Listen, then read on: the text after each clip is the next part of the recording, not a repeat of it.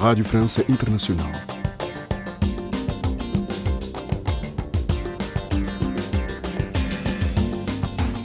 Sejam muito bem-vindos à segunda parte da nossa emissão.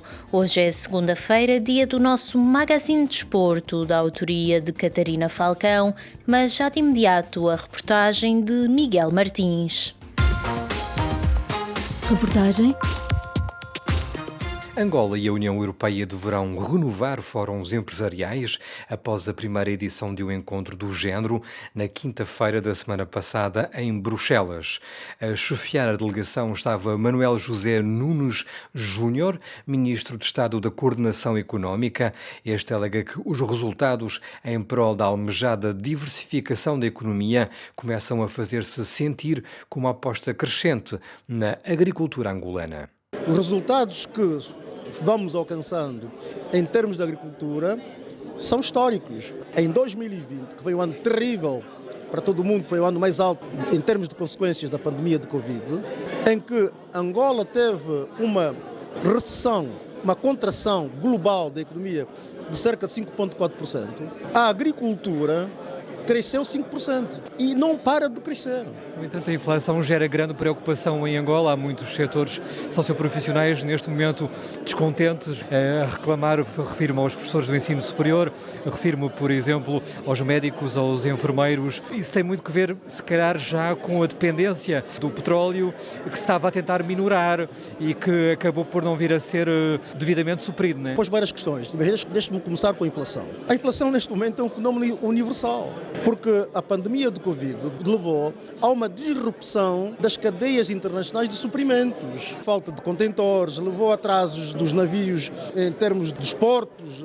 Países desenvolvidos como os Estados Unidos da América estão hoje com níveis de inflação que não viam há vários anos atrás. Naturalmente que Angola também é afetada por isso. Mas devo dizer-lhe que, com as medidas que estão a ser tomadas, as taxas de inflação para este ano, 2022, tendem a ser inferiores àquelas que se verificaram em 2021 e 2020. Portanto, há uma tendência decrescente, porque as medidas estão a ser tomadas no sentido de controlar a massa monetária, no sentido do aumento mesmo da produção nacional.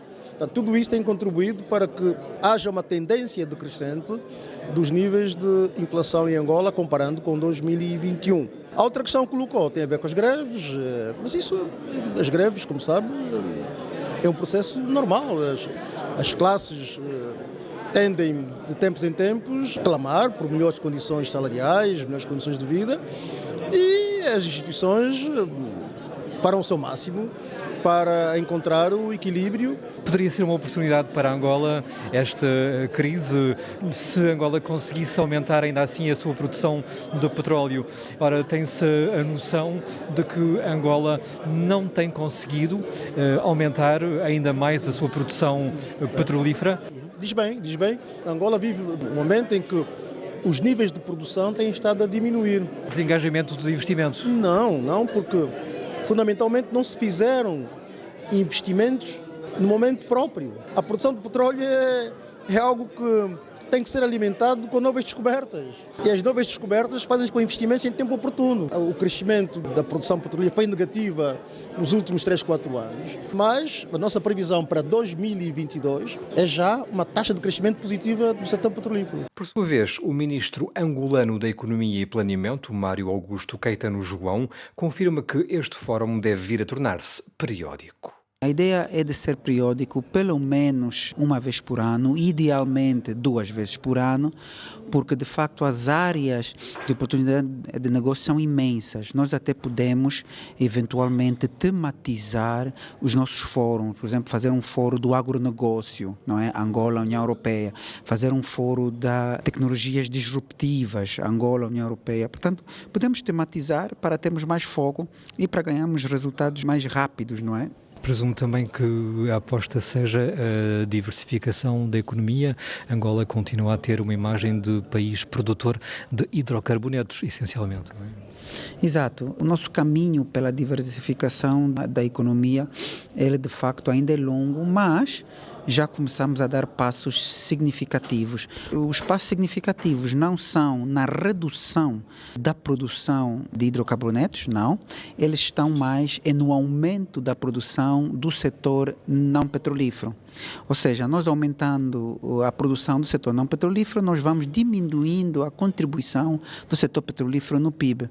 E se nós formos a ver, em 2011, a contribuição do setor petrolífero no PIB, no Produto Interno Bruto angolano, era de 43%. Portanto, hoje, envolvidos 11 anos, 2022, a contribuição é de menos de 30%, menos de um terço é a contribuição do setor petrolífero no nosso Produto Interno Bruto. Então, qualquer alteração, qualquer dinamismo que venha a ocorrer no setor não petrolífero, ela gera muito mais de crescimento do que uma alteração no setor petrolífero. É claro que aqui temos que dizer que o setor petrolífero ele continua a ser o responsável de 2/3 da receita, traz-nos 2 vezes mais receitas do que o setor não petrolífero, portanto é fundamental aqui. E o setor diamantífero, tem-se cifras também? Sim, o setor diamantífero ele é muito tímido. Estamos a crescer, estamos praticamente a formalizar o setor. Não é tanto de novas explorações substanciais, mas elas têm a ver mais com formalização, com o destapar daquilo que eram as atividades que não eram contabilizadas. Voltando ainda ao setor petrolífero, ele é responsável por mais de 90% daquilo que são as exportações da Angola. Portanto, aqui o trabalho também na diversificação das exportações é também fundamental. Em Angola andar, estamos a crescer, saímos de um crescimento negativo nos últimos 5 anos para uma perspectiva de crescimento, estamos em crer 0,2. Presente também neste fórum esteve José de Lima Massano, governador do Banco Nacional de Angola. Este afirma que, apesar do contexto adverso ligado à guerra na Ucrânia, há condições para melhor proteger a economia angolana. Temos condições para melhor protegermos a economia e os cidadãos de adversidades como esta que estamos aqui a assistir. Portanto, a nossa grande preocupação vai continuar a manter-se a nível da melhoria de condições de acesso ao crédito, combinando com todas as outras iniciativas da parte das autoridades angolanas com o propósito de o ambiente de negócios ser mais favorável. Portanto, essa é uma contribuição que nós queremos dar efetiva para que a dependência, particularmente de bens alimentares, seja cada vez menor. No entanto, volta e meia faltam divisas, é uma questão que vem muitas vezes à tona em Angola. Agora, nomeadamente no que diz respeito a esta exigência do Presidente da Federação da Rússia, Vladimir Putin, que sejam pagos em rublos, em que medida é que Angola vai ter de se posicionar e o banco poderá efetivamente ter também que adquirir rublos? Tivemos de facto períodos difíceis porque a nossa economia ainda muito dependente do setor petrolífero, 95% da receita de exportação, portanto moeda estrangeira, tem origem no setor petrolífero. Daí que sempre que há sinais menos favoráveis para os produtores, quer a nível de preço, quer a nível de barris produzidos, a economia angolana acaba por ser negativamente afetada. Mas nós fizemos então reformas importantes. No ano de 2017, iniciamos um programa de reformas em que, para o mercado cambial, deixamos de ter a nossa taxa de câmbio ancorada no dólar. A partir do momento em que decidimos libertar-nos desse regime e introduzimos então algo bem mais flexível, e neste momento a taxa de câmbio em Angola é ditada por forças de mercado. As dificuldades desapareceram, portanto passou a taxa de câmbio a fazer esse equilíbrio. E neste momento o país não tem um registro de dificuldades de maior no acesso a divisas. Portanto, isso está superado. Neste momento temos um mercado que funciona bem, não temos registros de reclamações. De resto, as nossas reservas internacionais, nesta altura, cobrem cerca de 11 meses de importações.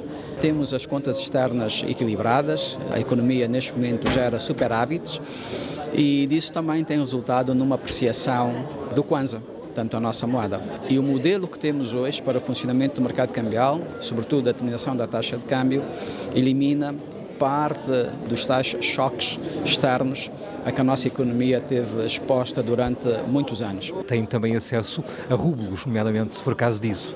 Se for caso disso, tanto o Banco Nacional de Angola não intervém a este nível, tanto de relações entre um importador angolano e um exportador em qualquer parte do mundo.